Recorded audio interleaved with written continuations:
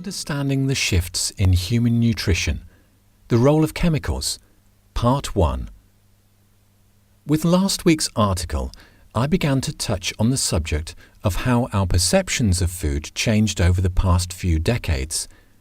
I did this by pointing out how food was viewed in the past. When asked to describe food as a category, past generations would very likely have used the following words: scarce, seasonal, natural, fresh, hard work. It does not take a genius to work out that the words used above are a world away from how most of us would describe food today. Our relationship with what we put in our mouths has been so radically altered that our forebears would probably have shaken their heads in amazement at our strange beliefs and habits. The problem is that the changes in our perception had some pretty spectacular negative fallouts, the magnitude of which we are only now beginning to understand. Yet understand them we must, because I firmly believe that many of our modern ailments, including many ADD, ADHD cases, can be traced back to poor food choices. Over the next few weeks, we will examine the impact of some of those choices by focusing on our modern answers to perceptions about food listed above. This week, we take a look at the wholesale abandoning of the belief that food should be natural. It is very difficult to put something in your mouth these days without also taking in quite a few chemicals that were certainly not part of the original composition of your food source. There are several drivers behind this phenomenon. They include protection of food sources. Humankind has always tried to protect our food sources. This is evidenced by the fact that scarecrows date back millennia. Modern man has taken this quest for protection much further by developing a vast array of powerful pesticides to protect food sources. Good crops resulted, but at what price? The quest for perfection. Our forebears knew that the shape of a tomato makes no difference to its taste or nutritional value.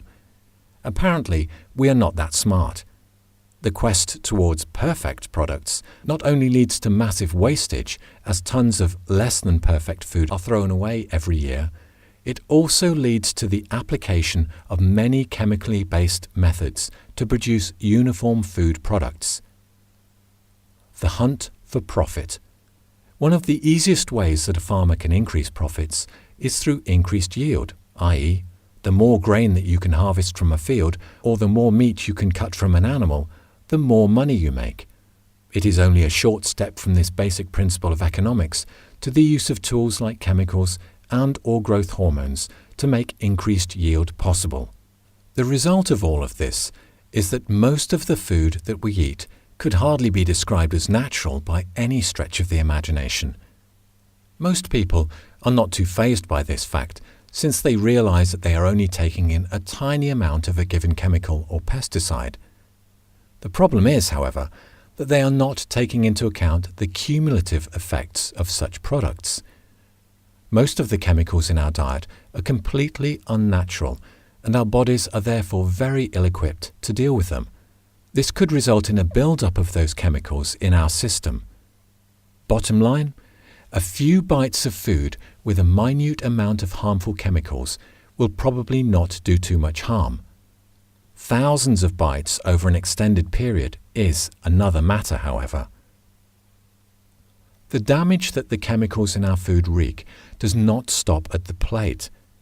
We might be getting infinitesimal amounts, but the environment isn't. Many scientists believe that the true extent of the pollution to soil and water sources caused by pesticides will affect human health for generations to come. It is a sad irony that our society's blind rush to an endless supply of perfect-looking foods have yielded such, if you'll pardon the pun, bitter fruits.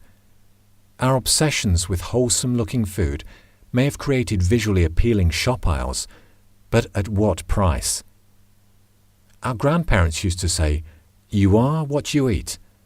If this is the case, then most modern people need to take a long, hard look at the chemical composition of what is on their plates.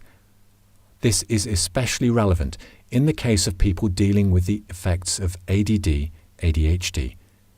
When you consider that many cases of ADD/ADHD can be traced back to defective neurotransmitter activity, and that neurotransmitters are extraordinarily sensitive to the influence of foreign chemicals, it just makes sense to carefully monitor the possible sources of such chemicals.